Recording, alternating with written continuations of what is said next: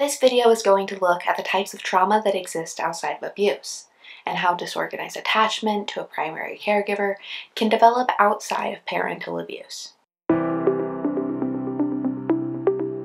Hello, I'm Bodhi from the Kairos System, and you're watching the Kairos Collaborative. Trauma and disorganized attachment to the primary caregivers are key factors in the development of DID.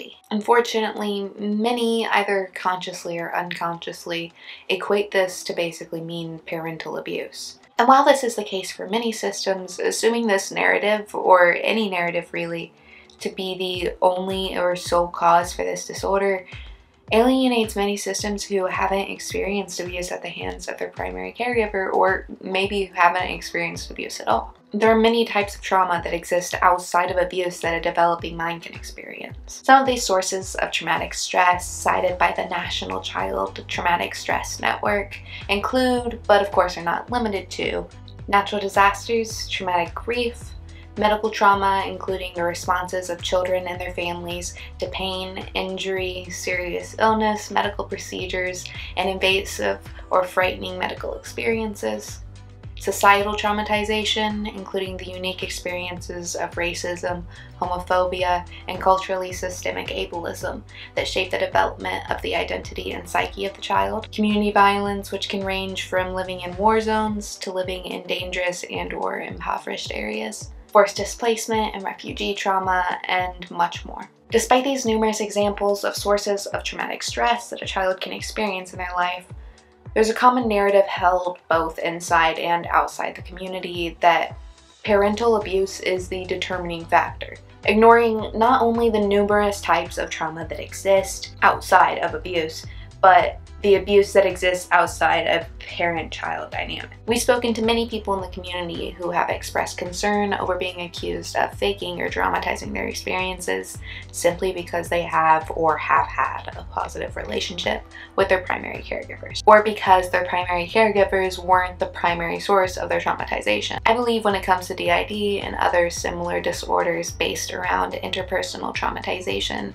this misconception comes from the second key factor I talked about earlier, that being disorganized attachment to the primary caregiver. Giovanni Leotti, the father of cognitive psychotherapy in Italy and prominent traumatic dissociation specialist, outlines the relationship between disorganized attachment and traumatic dissociation in his work, A Model of Dissociation Based on Attachment Theory and Research, wherein he outlines a research-supported model showing several threads showing the relationship between attachment theory and dissociative disorders. His theory states that pathological dissociation should be viewed as an intersubjective reality that hinders the integrative process of consciousness, not as intrapsychic defense against mental pain, or not as a coping mechanism.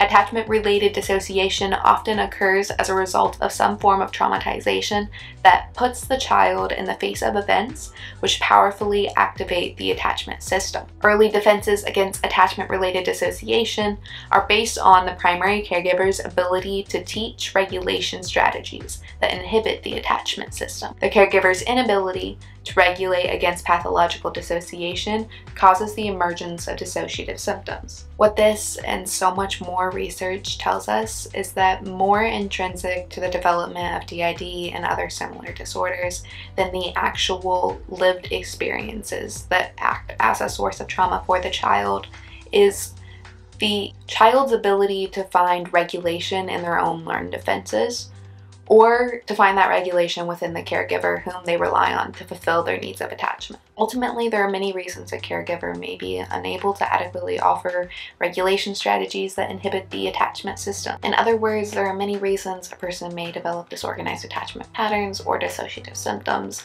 other than direct parental or primary caregiver associated abuse. There may have been an outside source of abuse threatening to harm the child or their family should they choose to confide about their experiences. The caregiver might not have had the power to control the situation, or might not have had the experience or resources needed to offer regulation to the child. The caregiver may have been frequently absent as a cause of their neglect, either of their choice or not, causing the child to have to seek inside themselves or in a relationship outside of safe confines define their attachment needs. The environmental situation of the child ultimately dictated that they were not able to seek protection in the arms of their primary caregiver, no matter how healthy the relationship may have been otherwise. Developmental trauma is highly subjective and personal. There's no one type of trauma that's any more harmful than another, and abuse isn't the only trauma narrative. This doesn't change when we talk about DID. We need to stop alienating survivors and limiting our own understanding of childhood development